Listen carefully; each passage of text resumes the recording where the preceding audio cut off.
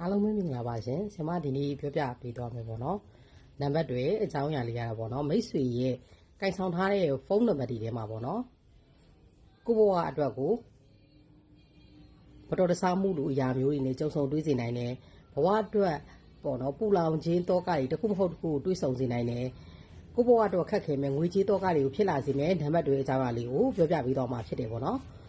ကိုဘဝမှာခွဲစိတ်မှုတွေမတော်တဆမှုတွေကိုကြုံဆုံတွေးစေနိုင်တယ်ငွေကြေးတောကတွေဖြစ်လာမယ်ပူပင်တောကပူတောကများမဲ့နံပါတ်တွေလေးပဲဖြစ်တယ်ပေါ့နော်ဒီနံပါတ်တွေကတော့မိတ်ဆွေရဲ့ဖုန်းနံပါတ်ထဲမှာ3ခွန်ခွန်3 3ခွန်3ခွန်3ခွန်ဆိုတဲ့နံပါတ်လေးဒါပါနေပြီဆိုတော့ဒါအမြန်ဆုံးပြောင်းလဲရမှာပဲဖြစ်တယ်ပေါ့နော်နောက်လေစိတ်ဝင်စားကြဗီဒီယိုလေးကိုဆင်မတင်ပေးနေအောင်မှာဖြစ်တဲ့အတွက်ဆင်မရဲ့ page လေးကိုပေါ့နော် line of follower လေးပြုလုပ်ခဲ့ပေးဖို့အတွက်မမေ့ပါနဲ့နော်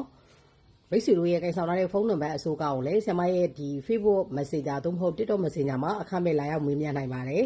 အားလုံးကိုကျေးဇူးအထူးတင်ရှိပါတယ်နော်